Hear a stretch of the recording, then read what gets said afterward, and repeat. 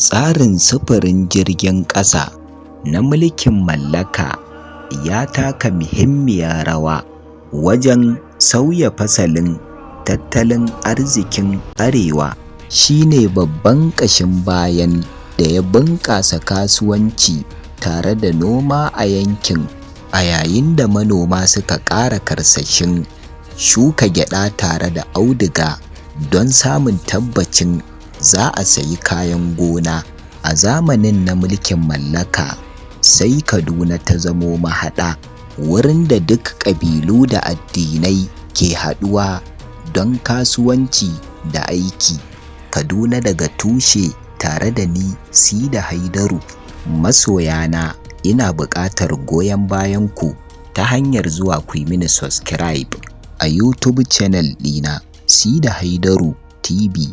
Sai mun haɗu a kashi na gaba.